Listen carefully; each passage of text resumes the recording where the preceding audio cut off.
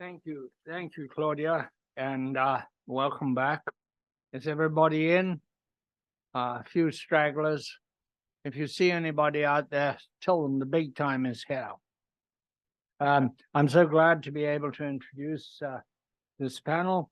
Ted Lehr from the university, and Trey Mendez, former mayor of the city of Brownsville, Mike Sturm, CEO of the city of San Marcos, and Brooks Bennet, assistant city manager, Round Rock.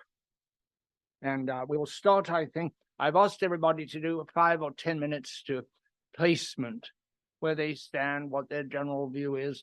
But just a few minutes, then we will have questions from myself and questions from the panelists to each other, and then to the audience. And if it goes slowly, I will jump in.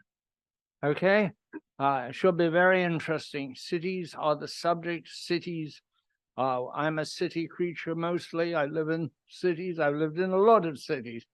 And so I'm always interested in the dimensions of a city, how it works, and what its culture is, what its underlying forces are. And I think we'll start with Ted Lehr. Ted, would you go ahead, please? Yes, can you hear me on this? Uh, I don't know if this is on. Is this, Yeah. Oh, this is on. Okay. So I'm Ted Lehr. I was with the city of Austin for 9 years as a data architect. I worked with Mayor Adler, and Mayor Adler actually mentioned 2 of the projects that I was part of.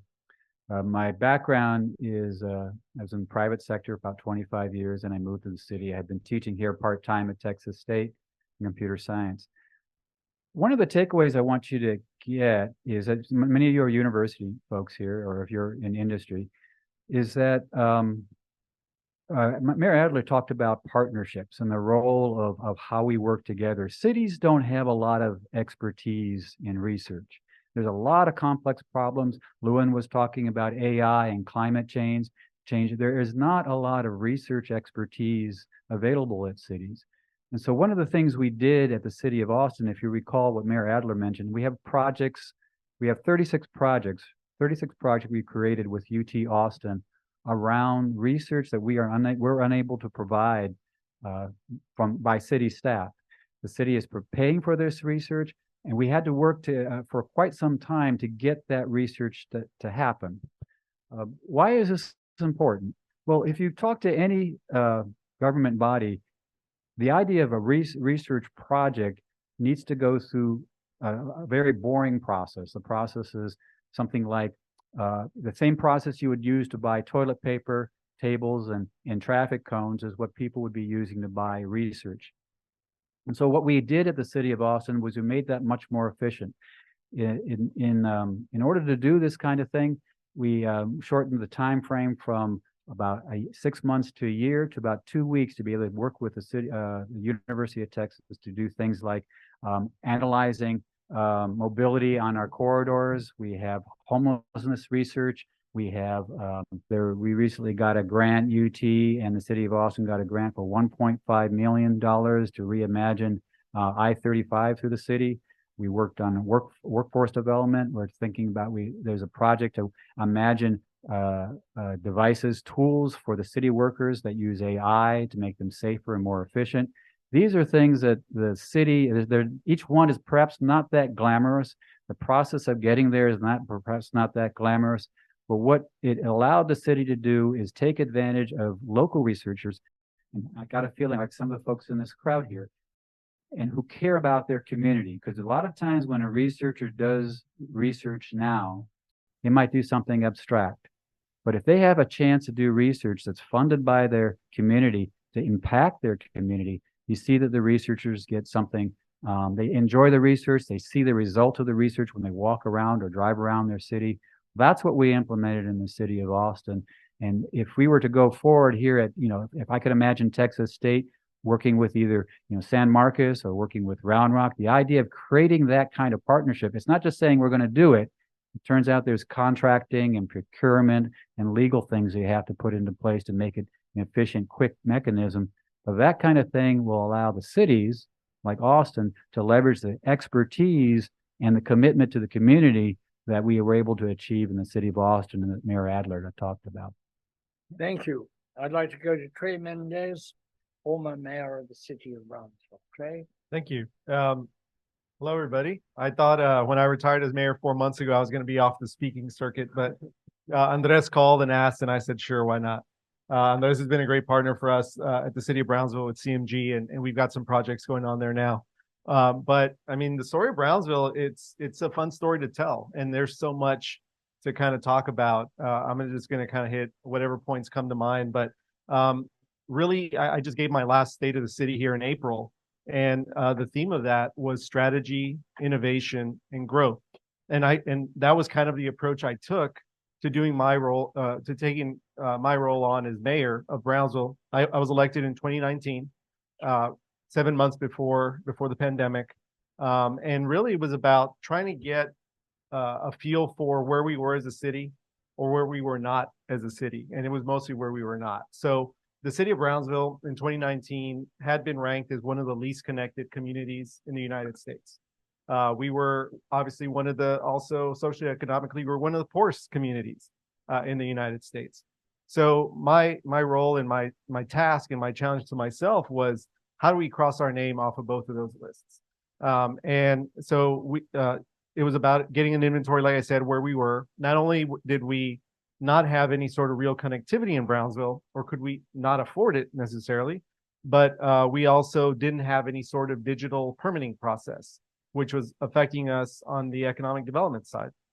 We also did not have AMI for our public utility, which is also affecting us. And we've got one of our Eddie Hernandez from the Brownsville PUB here as well, who can attest to that. And you know, on the AMI side, and Eddie can back this up, but in 2011, I believe, they came to us saying, hey, you guys really need to start working on AMI. It didn't happen. The board at that time, for some reason or another, didn't want to go forward with it. So then when I came on, we were one of, I think, the state that weren't on some sort of digital AMI. So all those challenges, throw in a pandemic, throw in a freeze, throw in immigration, whether you want to call it a crisis or not, I never did. But you know, throw in all those challenges and throw in also the fact that I didn't get paid to be mayor. So that obviously trying to make a living aside from that, but had to come up with a strategy. How do we approach this? How do we take on these challenges, and how do we come out of it on the other end? So October 2019, I put together a committee to kind of start looking at the broadband issue. We came together with a strategic plan. This was obviously before the pandemic, so kind of fortuitous that we started looking at that prior to the pandemic, and put all that together through the pandemic, came up with our broadband plan. And then it was like, okay, we have a broadband plan now. Now, how are we going to fund it? So we started looking at that, how we were going to fund it. We knew we were going to fund it. We knew we were going to at least fund the middle mile and kind of start taking it from there. Fortunately, during that time, the Biden administration did come up with ARPA. We received a good chunk of money, and we dedicated $20 million of city money to build out the middle mile for Brownsville. At that point, we then, there was no incumbent providers that were willing to invest in Brownsville. I've spoken about this numerous times. They didn't see Brownsville as a business model for them. I get it. We're one of the poorest communities. There's no infrastructure. The infrastructure would have been hundreds of millions of dollars. They didn't see it as a business case. The federal government hadn't really released monies for that yet.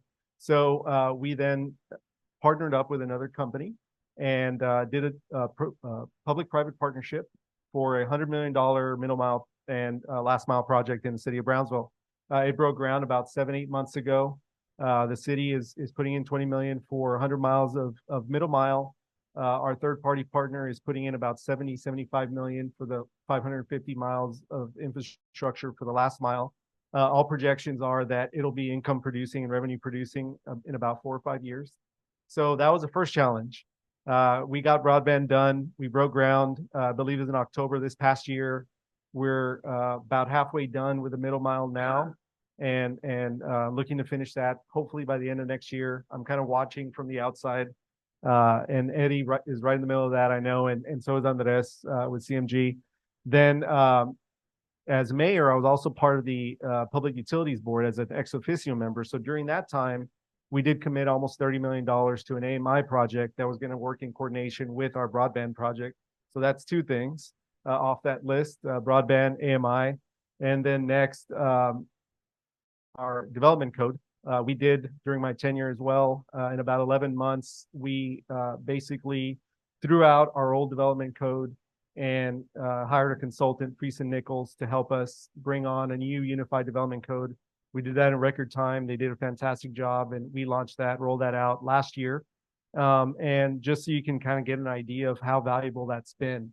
One thing I kept hearing as mayor was it takes too long to open a business. The code is too complicated. There's several layers. I compared it to a house that had been painted over several times. You peel one thing off, you're going to find another color underneath.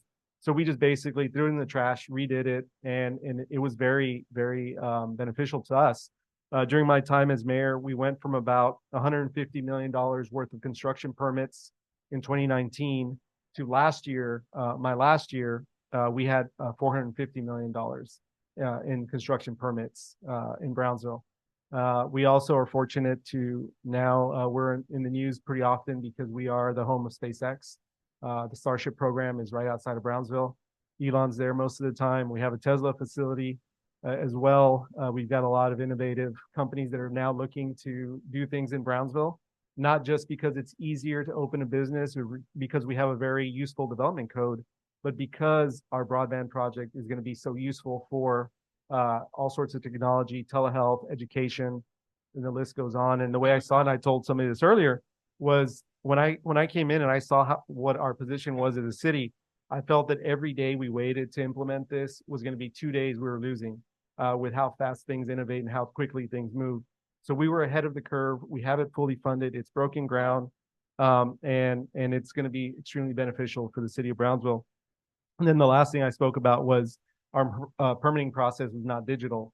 About 6-7 months ago, we did roll out a digital permitting process that has now made it a lot easier to streamline that process. We have timelines where we approve permits within a certain amount of time. So all of that, roll all of that into huge growth with SpaceX, now a multi-billion-dollar LNG project coming online as well. Housing market has gone up tremendously in Brownsville, and it looks like the future is definitely bright, but it took strategy. It took a lot of innovation, and then now we're seeing that growth. So thank you very much.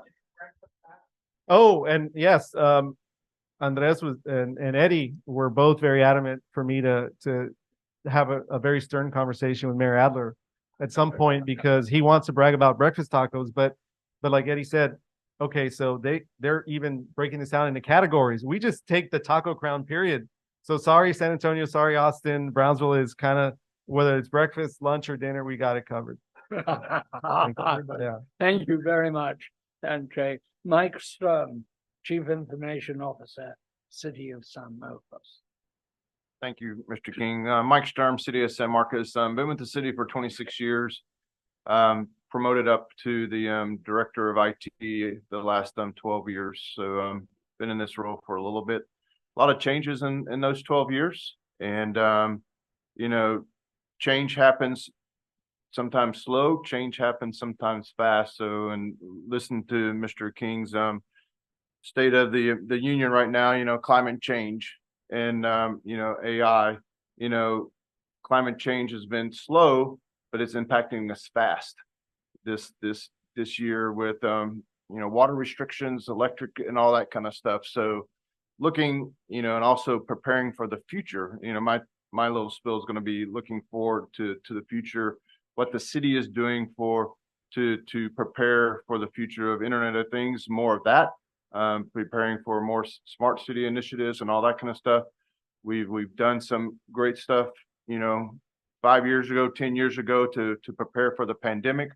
We're able to telework within a day, not realizing that we already had the technology in house that allowed us to do that with virtual desktop and all that kind of stuff. So kudos to the people that work for me to have that vision, not knowing that it was going to play in that factor, because we had a different business case than teleworking for that solution.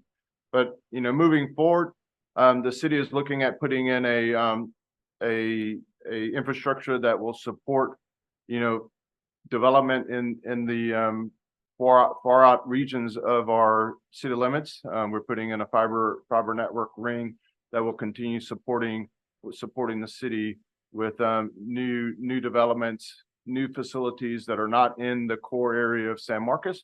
So making sure that we're ready for our growth in this region as we are sitting between two cities that are coming together, and we're really the last one to start blooming in with our growth and all that kind of stuff.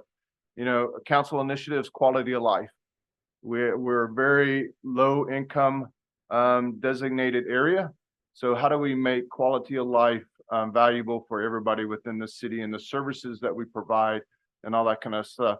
Some of the stuff that we're doing internally to the organization is looking at all of our processes.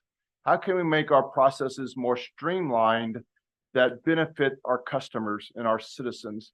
So we have a team of business analysts and project managers that look at process improvements and analyzing, how do I streamline this process that not only takes in the laws and all that kind of stuff, but what can we eliminate to have a faster end result and provide a higher level of service to our customers?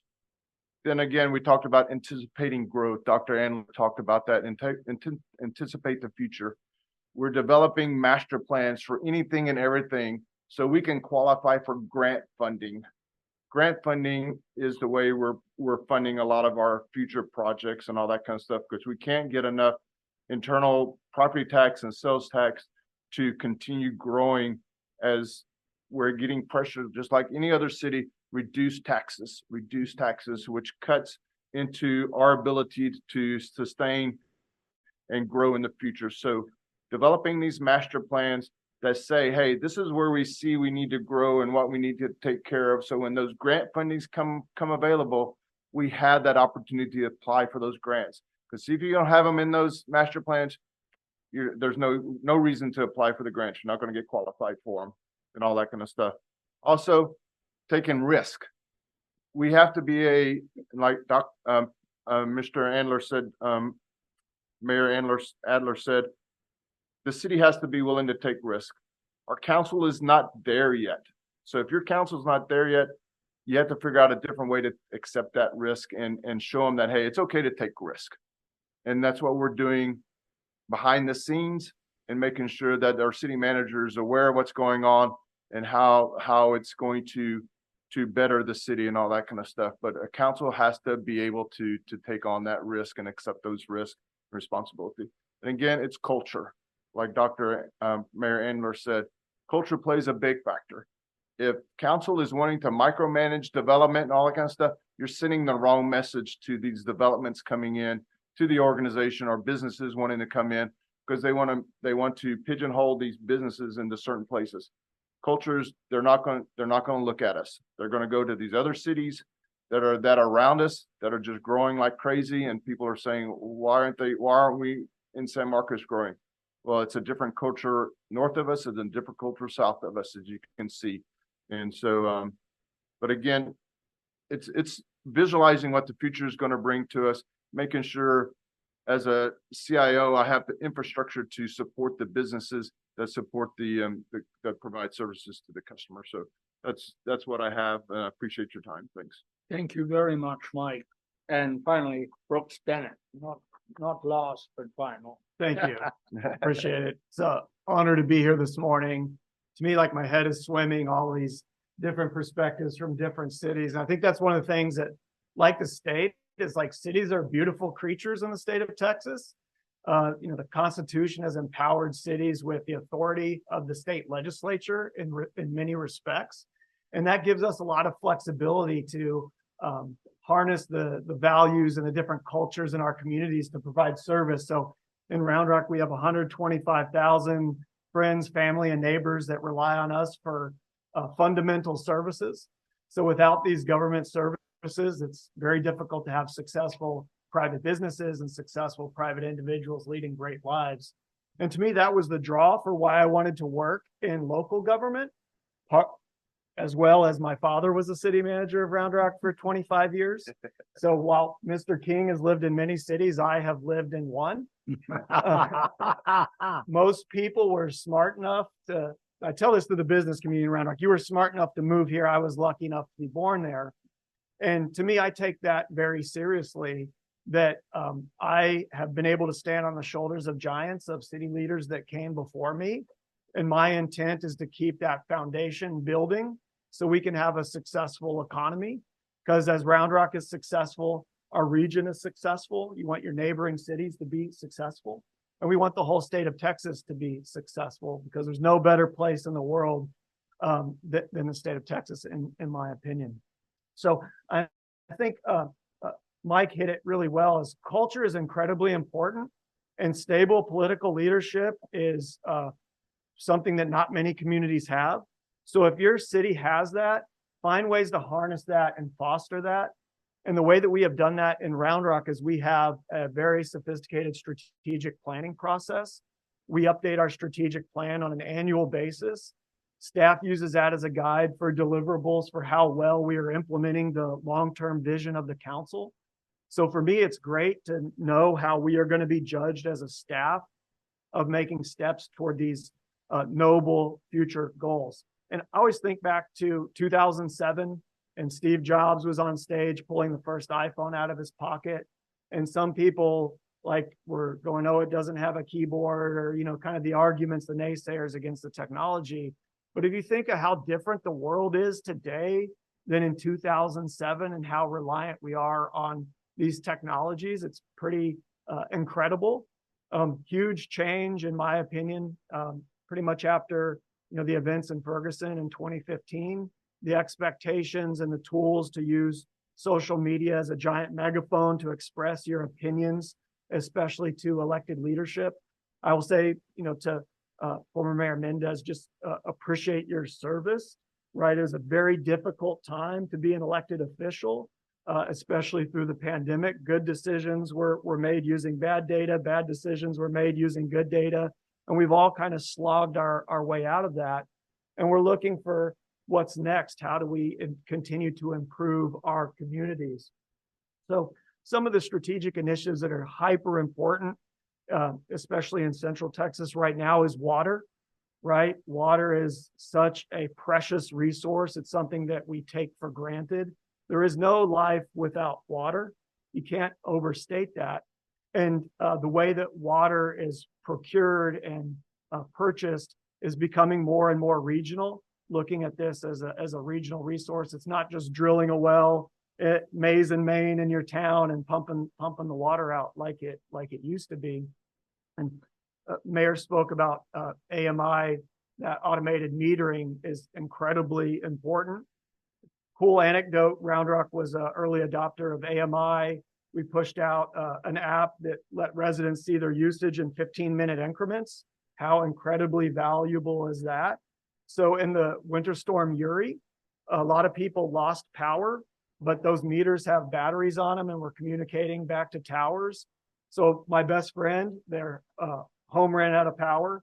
They had to, they went to Georgetown to a friend's house, and he was concerned about his pipes bursting, and he was checking every hour, and he saw his pipe burst. He could see instantaneously 700 gallons of water a minute coming out of his house. So what does he do? He calls me. I call the fire department, and they drive up and turn off the meter at his front porch. So that could have been tens of thousands of dollars of damage to his home and all kinds of problems, wasted water everywhere. We were able to jump on that. And to me, there's value in, technology enthusiasts to grab those little anecdotes and share them. So saying we need to spend millions of dollars on beep, beep, boop, boops that go in a box that communicate back, that doesn't win the day for a lot of people. But if you can say, in an emergent situation, we're going to be able to leverage that information and make decisions that benefit people's lives immediately, that's very valuable. And on the other front, you'll hear a lot of cities going into stage 2 conservation, stage 3, stage 4. Every city is different in those stages. So it's kind of like you got to navigate what that means for different cities. But when you have AMI, what we did this year was we looked at our top 100 water users, And we could see that they weren't following the schedule, because we can also see in 15-minute increments when they're using that water. And so we sent them an email, not a Big Brother's watching everything you do email, but asking them kindly to reduce your usage by 10 to 15%. So to me, one of my peeves, and I'd love to see research on this, is, there's twice a week watering or once a week watering, right? So those are kind of the government escalation of the stages, is the reduction in times. But that has no appreciable impact if I'm watering 3 times as much on that one day, right? So what we did in Round Rock is we were taking readings every morning from our water plant, putting them on our webpage, and we established a community goal. We wanted to get from 40 million gallons a day to 34. If we were within 1 million gallons, the little bar was yellow. If we were under, it was green, trying to keep things simple. And once we communicated that, we were able to achieve that 15% reduction, and we achieved it very quickly. So instead of the government saying, you can't use your 2 days, it's now 1, we said, I honestly don't care specifically when the water gets used, as long as we have a reduction. So to me, it's also thinking creatively about solutions and not necessarily following the pack on every decision. So I empower everybody to think creatively, be innovative, take those risks, and as much as you can, for the time that Mike has served in San Marcos, like, we have employees that have worked in our communities for decades. They're stalwarts of the community. They're very stable, and we should listen to them and their input on these programs and products that are coming out. And also, we need to focus on the tactical, not just the strategic, because sometimes things move so fast. In Round Rock, we have a bucket of $750,000 a year, which is a large bucket of money that we leave unprogrammed, and we call it our innovation fund. So if something comes up in that year that we need to move on quick, we don't have to wait for a budget cycle planning. We can execute and use that money quickly to bring new things into the community. So thank y'all for letting me be here today. Thank you very much, Brooks. I must say, I think we've started with a tremendous exchange of really valuable information. Members of the panel, do you have questions for each other? I'd like to ask Mike, what are your retirement plans? You have seen so much change in technology. Talk a little bit about how you have kept yourself up to date for managing a team of people in a world of constant chaos and change. I appreciate that, Brooke. I think you have just as many years as I have in, so if not close. I like to pretend I don't. Brooks and I know each other. I grew up in the big town of Hutto, which is just north of Round Rock. So I have to brag on myself. I wasn't in the top 10. There was only 21 in my graduating class, so I had very slim chance of getting into the top 10. But no, when I started at the city of San Marcos, we had 5 in our IT department. I have over 30 now, running IT within the city and all that kind of stuff. And some of that includes GIS. There's 6 of those people, but it's willing to change and adapt. And sometimes it's very hard to change and adapt when you came from a technical environment. And I grew up where I grew up and got my feet wet and learned and went into management. When I got into management, it's like a completely different realm. So I took a lot of training in servant leadership. That's what I believe in. And that's I tell my staff that as well, that we're servants of the people we serve, but also you're a leader. Doesn't matter if you have a title or not of a manager, you're a leader. They're calling you for advice and they're wanting that advice.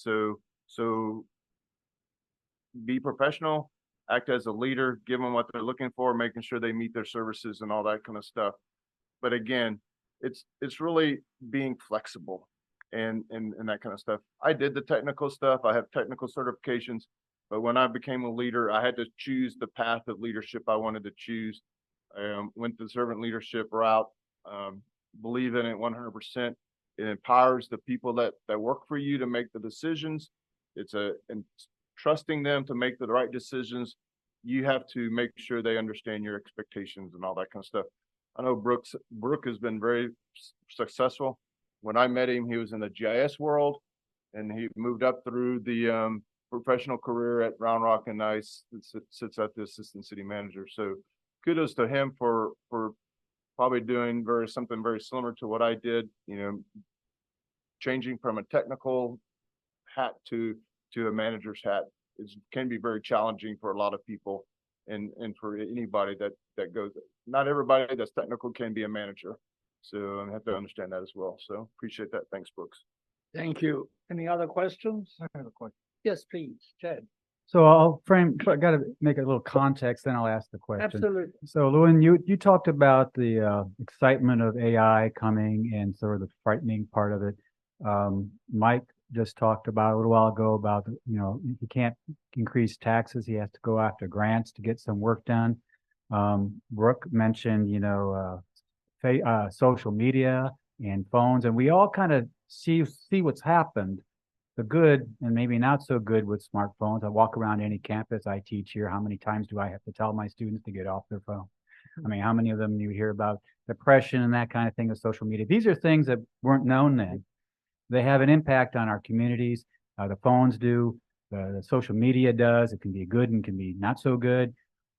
And we talked about AI, if you could work with a university where the university could do the research for you, this is I'm leading to what we're trying to do at the city of Austin, engaging UT to do research for us. And I'm speaking as a former CI employee. If you're, for the others on this panel, if you could ask researchers at your universities, any universities, how they could help you to prepare for sort of the good and the not so good that with this AI in the future, just like with the memory we have of what's happened with phones to our community, what's happened with social media to our community. If you could ask researchers in a university questions, what would you ask them to help you with? To me, for artificial intelligence, it's would like to know how to best assess ground truth. So you have hallucination out of artificial intelligence systems. I use AI quite a bit. I'm kind of like everybody learning to use it. So I did a economic development recruitment trip to South Korea a couple weeks ago. So I built an AI model that would give me advice on Korean cultural norms. And so if I go into a meeting, I could say, is it appropriate to bow, shake hands? What kind of gifts would be out there? So I think cities are trying to figure out how to use this and know what's true or what's not true. For me, for my career, I was an early adopter of technology, and I appeared much smarter than I ever was, and hopefully still do today, by being able to leverage this tool in my pocket of getting information quickly, having access to our GIS system on my telephone. Somebody would say, how big is this parcel? Just kind of in the air, and 30 seconds later, I could answer the question. There's extreme value to that. I was in a meeting the other day and a developer was talking about a book they liked. So I pulled out my ChatGPT app and said, summarize this book for me. And it summarized it for me. And then I'm coming back with some points from, I don't know what the hell I'm talking about, but I'm communicating back with him on some information from the book. And then afterwards said, I used artificial intelligence to help me build that bond with you and have that discourse. So that's an interesting anecdote, but it's also dangerous if you have people out there that are kind of going cowboy with this stuff and spreading misinformation and, big hallucinations, putting it on social media. And then you have all of the deep fake stuff that comes along with that. I've seen, different heads put on different bodies in the past week, and things coming out of politicians' mouths that they may not have said. So I think this presidential election cycle is going to be insane from social media because of what can be made and the difficulty to discern what's real and what's not in a rapid fashion. Thank you. Anybody else? Questions? I mean, if I were to answer that question, it's going to take me probably a little bit of time to kind of sit down and think about the most relevant application to the city of Brownsville. But the first thing that came to mind for me was kind of density, population growth, and trying to project where some of that density may be going, where future development may be going, and then also trying to ensure that there is enough transportation and roads and to meet some of that potential density.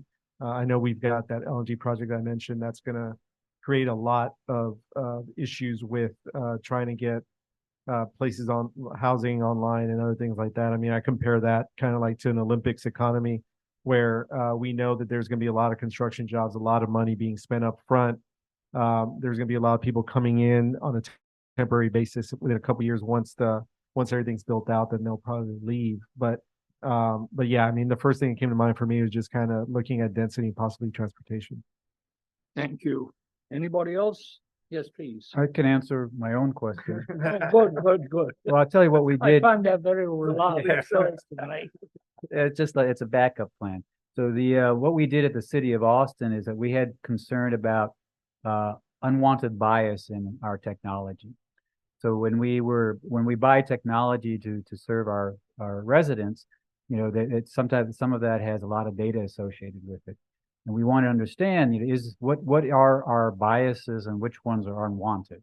And by unwanted, I mean, like, are we favoring one group over another, that kind of thing.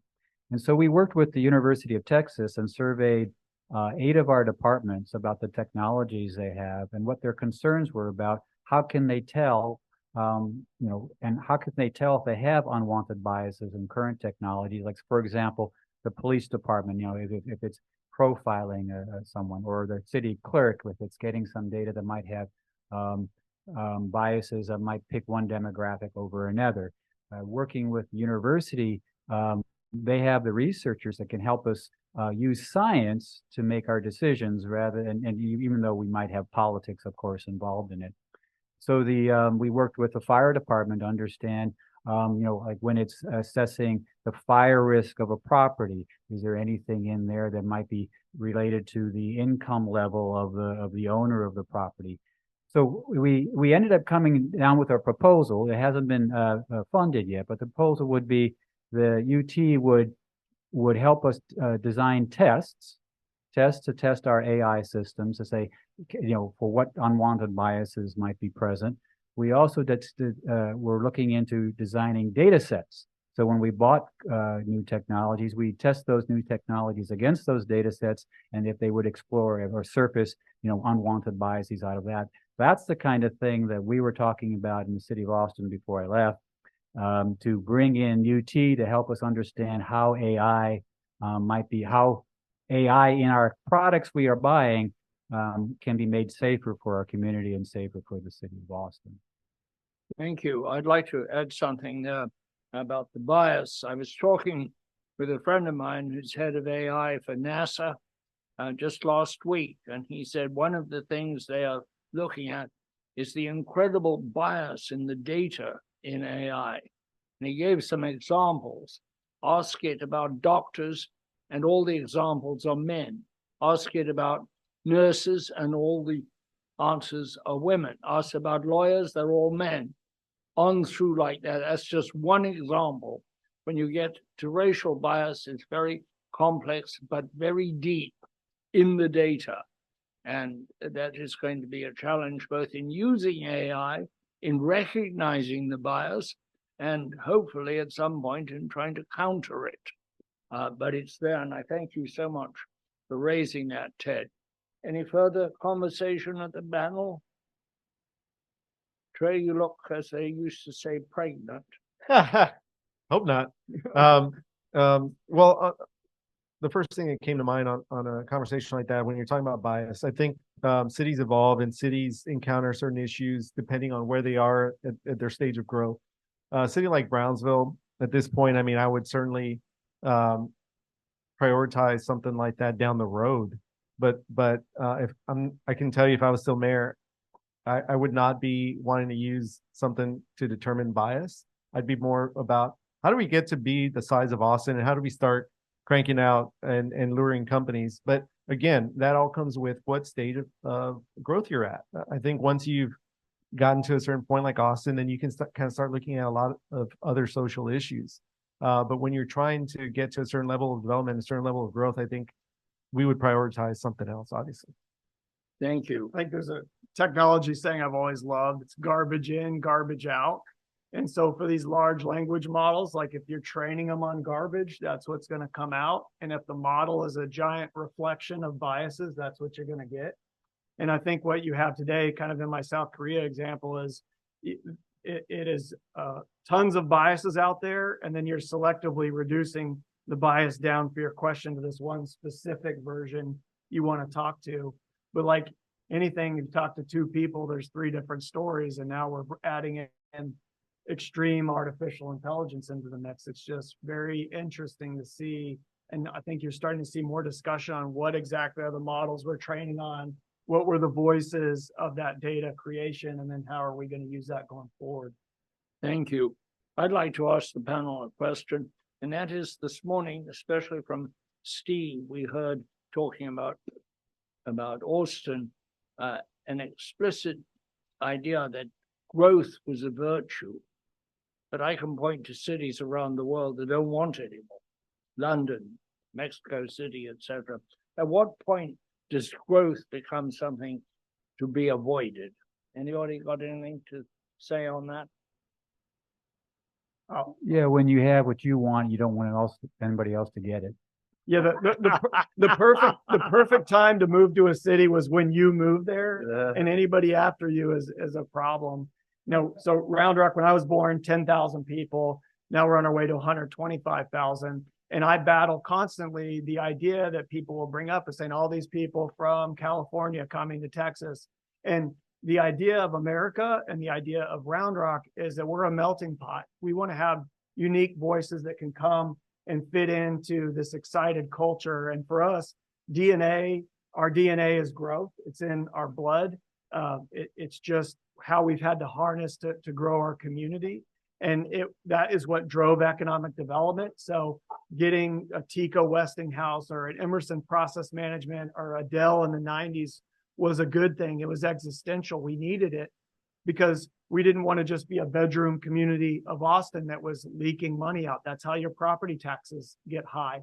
So when you have those great employers and people can live close, it puts downward pressure on your tax rates. And at the end of the day, what people want is, in my opinion, is they want to feel safe.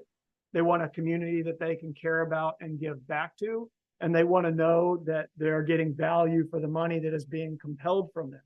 So we get a lot of focus on, is a rate going up or is a rate going down, and what is the actual number? But to me, success for a city at the end of the day would be if I pulled out the actual hard dollars you paid in property taxes and then went through the list of services that were provided that you want and need to survive and have your family feel safe. And at the end, they go, oh, I didn't realize I was getting all that for those dollars. That's what success is. So as a lot of cities, especially in Central Texas, transition, a lot of our growth here, Austin's growth was in the 60s, 70s, 80s, and 90s. And now we have shopping centers that were built in the 70s and 80s that are deteriorating a little bit. I mean, you can name most of the malls in Austin, and they're looking at transitional ways to reuse those properties or redevelop them. And that's what a lot of communities are looking for. And I think that culturally, there's a shift in what people are looking for out of life. So success in the 50s was the white picket fence, a yard, 2-car garage. I think you're hearing a lot more from folks, even older folks, empty nesters, that want to be in the thick of things. They want to live in walkable communities. They want to have amenities nearby. And with that comes a necessity for density.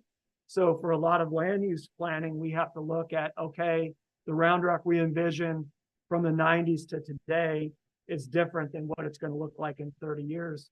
And if we're going to be more dense, the problem on the waterfront is less yards means less water use per capita. But then this is a technical term, butts per acre. When you have more density, you have more butts per acre. And so that's more wastewater to deal with. So as you vision out, your challenges will shift. And to me, that's one of the great things about working in local government is you have to have folks, elected officials and implementers that are looking out 20 years because stuff takes time. Democracy is inefficient by design. The most rapid form of decision-making would be like a benevolent autocracy where you give Mayor Mendez carte blanche and he can do whatever he wants. Probably be a great community. Probably love to live there. But our systems aren't built that way. And so to move the needle on these long-term challenges, we have to think way out and be taking steps today. So growth is coming. You can't stop it. And if I can chime in on that, yeah, I mean, growth is great unless it happens too fast. And that's something we started to experience in Brownsville. We started growing really quickly. I know Austin's seen that, some Marcos has seen that. But it's a bad thing when you start growing too quickly. And the Texas legislature also determines that fast growing cities should be capped in as far as what revenue they can capture. And that really affected us. I mean, like Brooks has talked about some of these things, but we were growing. Our assessed values and our growth was happening probably 8 to 9%, 2019, 2020. And the legislature that was capping the amount of revenue you could actually capture from property taxes at a little bit under 4%. I think it was like 3.4 or something. 3.5. Yeah, 3.5. So fortunately, they gave us a couple years there before they started implementing that. But we continue to grow at that pace, far outpacing 3.5%. So we were unable to capture that revenue and basically had to lower our tax rate. And I felt that really punished fast growing cities. And the case, I mean, definitely it's out there. City like Brownsville suffered because we had to give back a lot of that revenue we would have captured because we were growing very quickly, which is unfair. And I felt punished fast growing cities. Larger cities that were already established, that were ready to develop, were capturing that revenue. But for a city like Brownsville, we were unable to capture that. Thank you. I'm going to have one more question, then we'll open it to the audience. And that is, what about education? What makes cities attractive, it seems to me, to smart companies is smart people there on the ground. Outside of Washington, we have 2 counties, one in Virginia, one in Maryland, that have attracted people to the area. They are Montgomery and Fairfax, known for their excellent public schools, a very powerful force in attracting the growth of that whole region. And I wonder if the panel has anything to say about that. No, I'll start. I agree. My wife's a education teacher, and we know that, you know, the importance of education, not only at the elementary, but through school and through high school, and through college is important to the success of people and moving forward. You know, please don't take that wrong. There's been a lot of successful people that have very little education just because of their mind and their vision and all that kind of stuff. But, you know, for San Marcos, we have a school, unfortunately, that by the state of Texas is a low performing school. It's out there. And the way the state of Texas is measuring school districts is unfair. And the way they related to this one test and all that kind of stuff. Not going to get on that bandwagon too far, but also what education plays into. If you're wanting your college kids to stay in your city, is like Mayor Adler said, you have to have the culture that they want to live in. There has to be breakfast tacos. There has to be music. There has to be a young education community that supports their vibe and what they want. If you don't have that, then they're going off. But also you have to have jobs. Right now, San Marcos doesn't have the jobs that they're looking for to have a professional career. You know, we know that, you know, service level jobs are very, very, you know, not paid well. If your housing market's outperforming that tier, then they're going to go someplace else, or you're in trouble. And marketing in San Marcos, New Braunfels, Austin, it's very expensive. So they're trying to find someplace else to live if you do not have a culture that's bringing in the higher paying technology, research jobs and that kind of stuff. So I'd like to take a few questions from the audience. I'm sorry if I'm cutting you sorry off. about that. No, not at all. Questions overhead, sir. Thank you for these comments. Mike, you were just talking about, you just kind of alluded to affordability, and I've been thinking about affordability as I listen to the panel and the challenges and opportunities. And this is an open question to anyone on the panel. How do you think about affordability as the city or the region continues to grow with a great culture, with adding infrastructure and education? How do you build in and think about the challenges of affordability? Thank you. So I think there's a push in Round Rock that we can control what we can control, right? The government doesn't control every piece of the free market economy.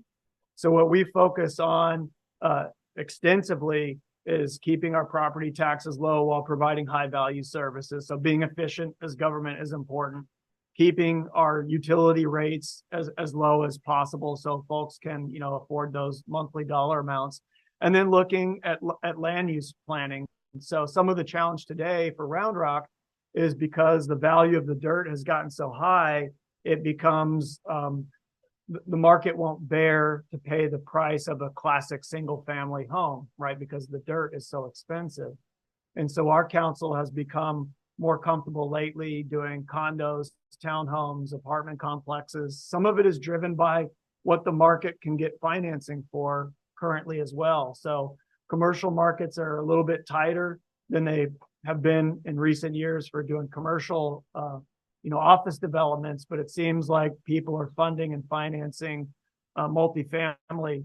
Another thing that's really new to our area is in the past 5 years, there are companies that are coming and building entire single family neighborhoods, not with the intent for those to be fee simple sales to folks. Those are being owned by the companies for rental. So you have neighborhoods that are becoming rental neighborhoods, and that's by design. So it's a challenge, and there's no, to my knowledge, and our mayor says this, so I'm going to quote him, is he hasn't seen a purely governmental solution that has worked for affordability. It's going to be a spectrum of things. And like it or not, prices in our area have gone up 50% the last 4 years. And that's the reality. So when we used to recruit, we would talk about Central Texas being more affordable. So if you move your business from California, any employees that come, they'd sell their place in California, bam, you're in the nicest neighborhood in Round Rock. And as that normalizes, some of our recruitment strategies will change. And it's a difficult market out there between prices and interest rates, right? So if you're looking, the price, even if it's the same as 2 years ago, going from a 3% to a 7% interest rate is hundreds of thousands of dollars over the life of that mortgage. So it's scary. Ted? Yeah, I'll tell you a story. What we were doing in the city of Austin is that affordability, if you look at it from just how much the house costs, the property costs, a lot of folks who work in the city end up moving into the suburbs, lower cost suburbs, and then they have a long commute. And sometimes these places are food deserts, meaning grocery store deserts. So they have a lot of other factors in the affordability piece. And so what the Austin's housing department has done is come up with a formula about affordability that takes into the price of the actual property, but also an estimate of where the people who live there, where they work, and how much it costs for them to get to where they're going. So that brings in things like how good is the transportation infrastructure. It brings a case about where do we have our grocery stores, where do we have our community centers. And so the affordability question, sir, is a complicated one, at least in the city of Austin. Maybe not in Brownsville where the tacos are great, but in the city of Austin, it was we have a lot of maybe they overcomplicate it. I don't think so, but they bring in those factors in affordability. No, actually, Ted, the affordability is an issue in Brownsville now, and that's due to the rapid growth, how many people are actually moving to Brownsville. And that's something that we've kind of looked at. And I, like Brooke said, I really don't see that there's been any sort of municipality that's really approached this and solved it. There's a really good article in the Atlantic that came out a couple of months ago talking about affordability in larger cities. I'd recommend you read it if you have a chance. But from our perspective, or at least one thing I was trying to do is I was trying to kind of tackle it from two perspectives. One was I was trying to make it easier for the private sector to build and for the private sector to meet that demand because I feel that it's market driven. I feel the market takes care of that. So I wanted to make sure that companies that were doing this, that were building either multifamily or single family developments, were able to do it quicker and were able to get these units online as quickly as possible. So that was one thing I tried to do on my end. But then second was we tried to partner and we really tried to encourage as many affordable housing projects as we could from the city side. We have a Brownsville Housing Authority that the mayor appoints all those members. So I made sure to really pick the members of that very carefully. And they've gotten several hundred units online over the last couple of years. They've redeveloped some units in our downtown. We just broke ground about 3 weeks ago on one particular project that was an abandoned hotel that had been abandoned for like 40 years. It was built in the 20s and nobody would touch it because of the rehab costs being so expensive. So the housing authority partnered, got a lot of tax credit funding, basically put together the entire funding package. And it took a little bit longer because costs were going up, interest rates were going up, but they finally put it together. And it's going to be about a $30 million project that's going to take that abandoned hotel and turn it into affordable units.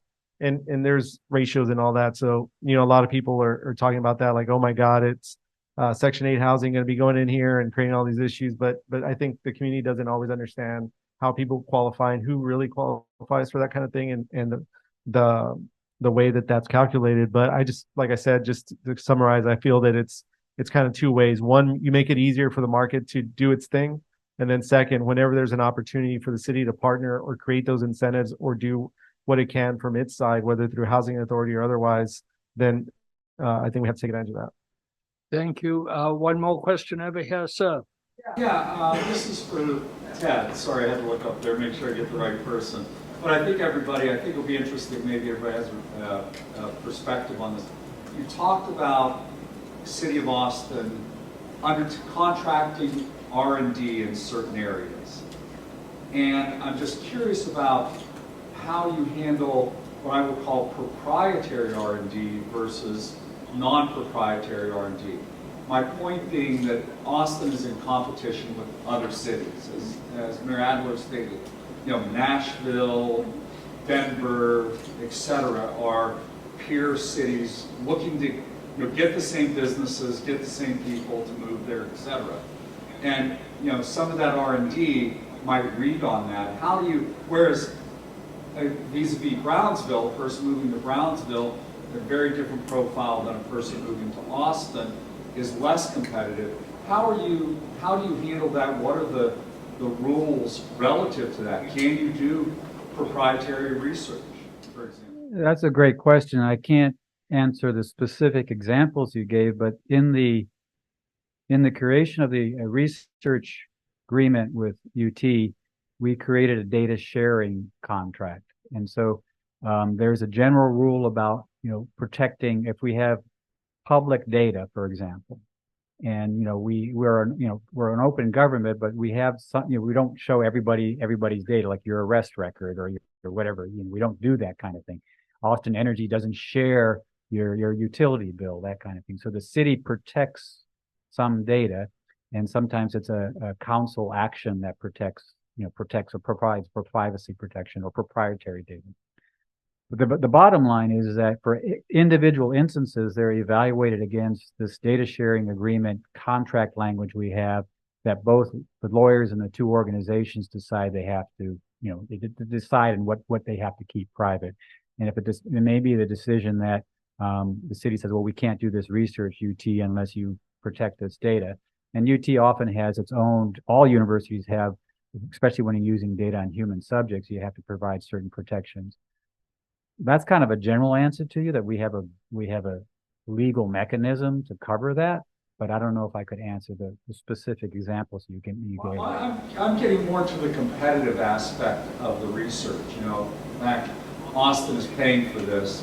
You're doing it for a reason, for let's say in part for competitive advantage. And the question is, how do you, or can you actually compartmentalize that, proprietarize that, if that's actually a word. So it's unique to Austin, and it's Austin's choice to kind of share that. Is that it might be the case that in those types of situations we wouldn't work with UT for that. We might hire now I'm speaking as an I guess I'm free to speak now because I'm an ex-employee of the city. But I'm speaking as an ex-City of Austin employee. That kind of thing, if you really need to have that kind of tight lid on the report, like this is very proprietary to like economic development, it's not clear to me that the research relationship with UT would be the way to go, because they also have their research how do researchers and universities survive? They publish, right? And so they have to be able to publish some of the information that they're doing research on. So it- One of the downsides of working with cities is we have to apply with the Texas Open Meetings Act and we have to apply with the Texas Open Records Act. So the people own the information that we produce. So we come up against that a lot of times when working with private companies. It's, if I have it and it's been given to me and it's requested, I will produce it. But it's also, to me, like, might be perceived as a downside. I've always perceived it as an upside, because for cities, we get to follow the saying of great artists steal. So if Brownsville does something awesome, I am 100% going to steal it in Round Rock. And if Round Rock does something awesome, Brownsville should steal it. We have all of our like city county communications marketing association, all of the different trade associations for utilities and those different groups. That's how we operate. So that's part of our business. Is if some other city is doing it and doing it well, we want to copy and steal from them. Mike, I've come and visited Mike. We've talked about stuff. He can steal from us. We want to, steal back and forth. So it's kind of peculiar nature of the way that local government works, is it's like the rising tide floats all boats in most. But you still have for example, an easy one to understand is a real estate purchase. If the city of Austin is purchasing real estate, you don't publish the information about the bidding price of the city of Austin, right? It's just, Not until there's a contract. Yeah. And so there's that kind of thing going, or when you're bringing in Tesla or Samsung, or you're bringing in a company, some of that bidding is there's contracts, and that usually is not a university related issue. That's so. Thank you.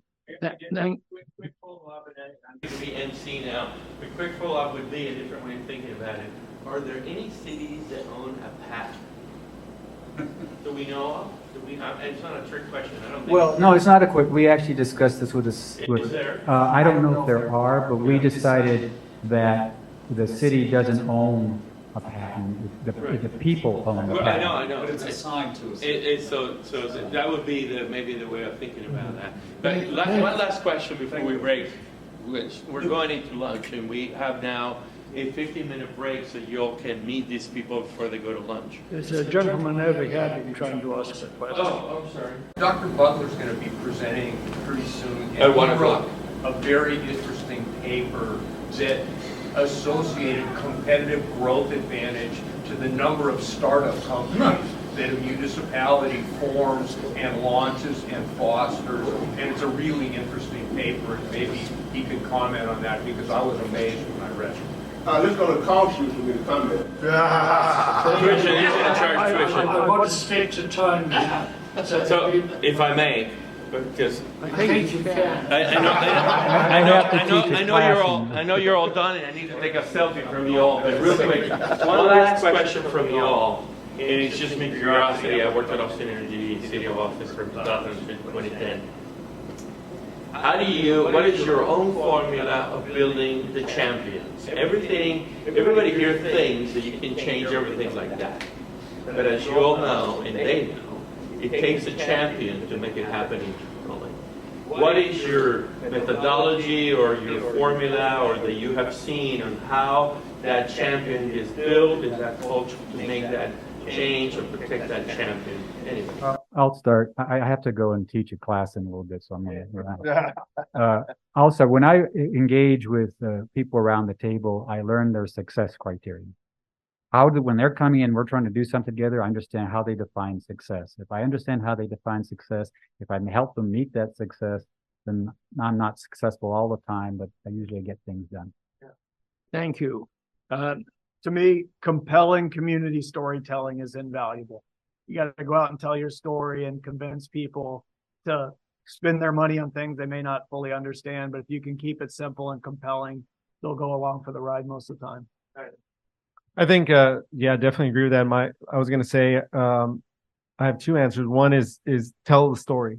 And then second is empower your people, and let them not have a fear to, let them innovate, empower them, let them innovate. Don't be afraid to share your ideas. Thank think you. there's a lot of cultures of fear in government.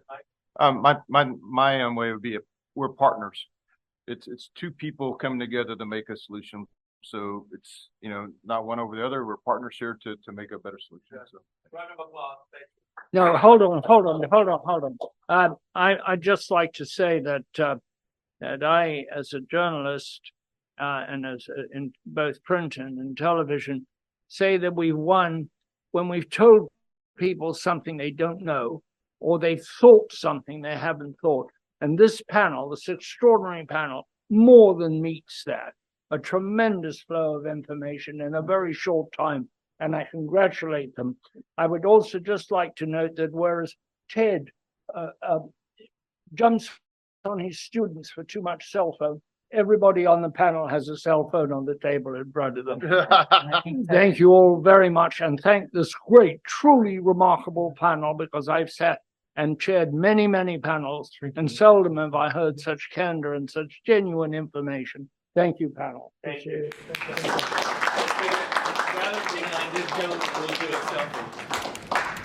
We'll do a selfie, and then you're all welcome to come and say hi to the